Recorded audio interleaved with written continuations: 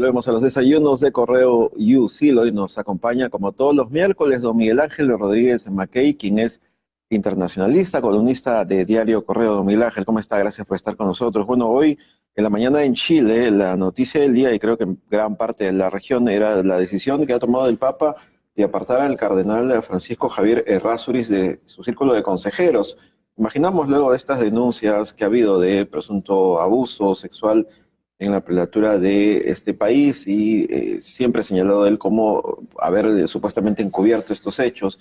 ¿Tiene algún significado esto y si el entorno del Papa Francisco se reduce a menos latinoamericanos? Sí, Antonio, buenos días. Yo creo que lo que estamos viendo es la actitud del Papa Francisco para con la iglesia chilena. Es un segundo capítulo de uno que comenzó, como sabes, en la visita que él realizó, la visita pastoral a Chile en enero de este año que se va, y donde vimos que no fue bien recibido. Eso al Papa lo impactó y le llamó poderosamente la atención las manifestaciones en diversos espacios de la vida chilena. Y entonces creo que el Papa, haciendo una reflexión general, vuelve a Roma y comienza, como sabes, este proceso de transformaciones, de cambio profundo, primero en los prelados y en las autoridades de la propia iglesia chilena. Claro, ahora, esto coincide porque también el Papa aparta al cardenal George Pell, que también fue acusado por agresiones sexuales a menores en Australia. Esto podría implicar en, como usted dice, además del impacto negativo en Chile porque su visita o no fue recibido, también está revisando a su entorno por estos temas delicados. Sí, claro, lo que acaba de pasar, porque al cardenal australiano eso es hace horas. Sí, claro. Lo que acaba de pasarle, evidentemente está reflejando que el Papa Francisco no solamente está, permítame la palabra, limpiando la curia romana en diversos ámbitos de interés que tiene la propia calidad del Vaticano, sino también en este tema asociado a violaciones sexuales, a tocamientos indebidos, a imputaciones en esta merced hechas a importante cantidad de presbíteros y prelados de la iglesia, de manera que, y ahora que estamos en un tiempo de Adviento, Antonio, de preparación para la Navidad, creo que el Papa hace muy bien en buscar que su entorno más inmediato esté pues límpido, transparente, incólume de este tipo de situaciones que se han venido presentando y que diezman a la iglesia, hay que decirlo.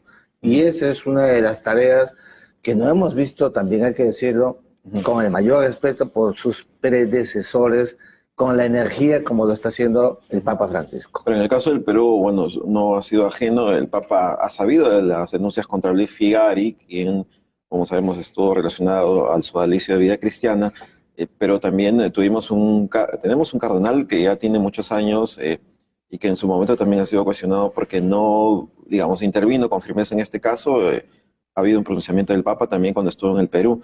¿Cree que esto se puede extender a alguna decisión que tome el Papa sobre Perú? No creo que lleguemos a ello, pero sí creo, y es muy importante, y qué bueno que traigas el tema a la mesa, Antonio. El tema de Figari es un tema pendiente.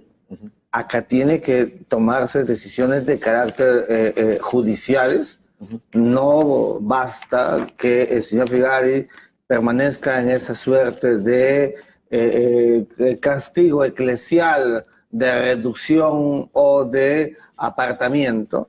Acá tiene que haber una justicia material por las imputaciones objetivas de que fue objeto, y yo estoy persuadido que eso es el camino que está faltando, porque la gente está con sed de justicia. Hay una sistemática cantidad de denuncias, como sabes, que ha habido por el caso Figari. Otro tema importante y tiene que ver con su columna, que hoy muy temprano la leo, bueno, siempre lo hago por su contexto internacional y el resumen detallado de la situación, pero tiene que ver con estas maniobras militares conjuntas de Rusia con Venezuela en territorio llanero, lo que usted analiza como un desafío a Estados Unidos porque Venezuela no lo podría hacer solo. Sí, no, yo no creo que Venezuela no está en condiciones de disuadir y menos a Estados Unidos, que es el país más poderoso militarmente de la Tierra, hay que decirlo, y entonces, pues, claro, busca estos niveles de asociación con países como Rusia, que es una importante potencia. A mi juicio ya dejó de ser una potencia planetaria, pero sigue siendo una potencia importante regionalmente. De manera que esta es una de las acometidas que viene dando el señor Nicolás Maduro, que sabe que en pronto tiempo va a aparecer como el presidente más deslegitimado de la región y nadie va a reconocerlo. Y entonces un presidente sin reconocimiento, Antonio, sin piso político ni jurídico, se vuelve mucho más vulnerable. Y él justamente quiere adelantarse en esa suerte de creencia que también ha contagiado al pueblo venezolano de que va a ser invadido, lo que yo no creo, pero hace estos ejercicios. Y los rusos están en esa suerte de entrando en ese juego venezolano.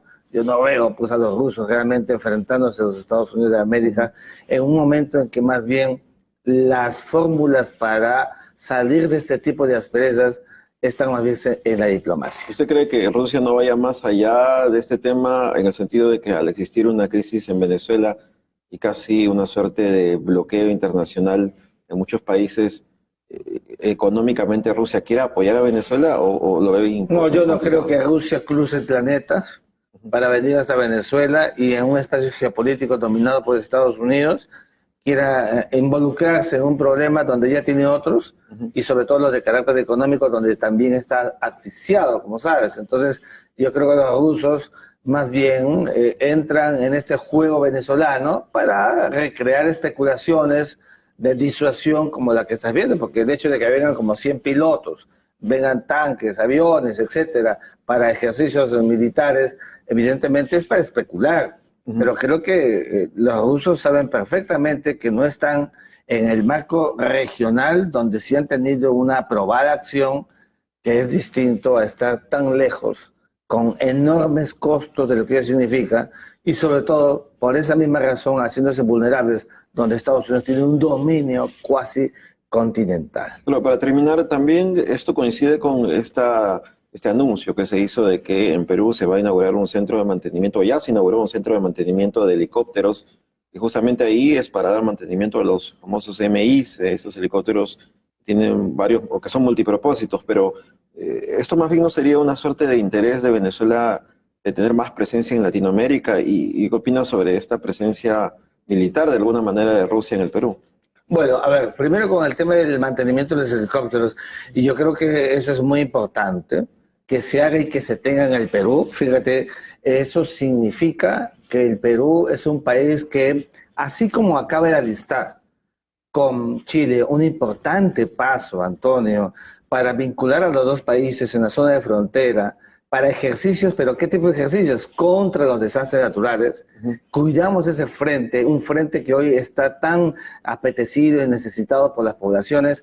También tenemos un frente en el que, por ejemplo, el tema de los helicópteros, el mantenimiento de ellos, para situaciones exógenas que se puedan presentar en el camino, incluso para combatir esto que estamos llamando los involucramientos por desastres naturales, las acciones comedidas que vienen haciendo las Fuerzas Armadas.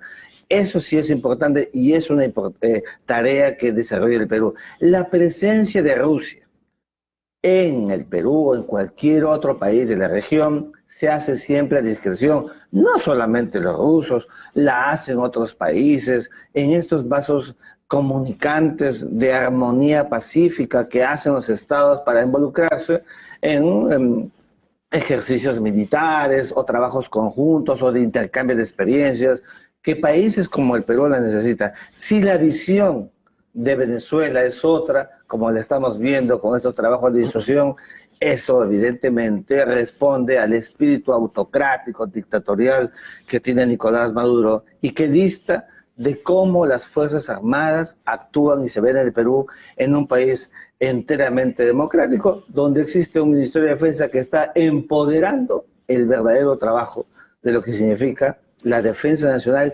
democráticamente. Don Miguel Ángel Rodríguez Mackey, gracias por estar con nosotros como todos los miércoles en los desayunos de Correo Yusil. y su interesante análisis. Bien, vamos ahora con el pronóstico del tiempo y Catherine Tarazona.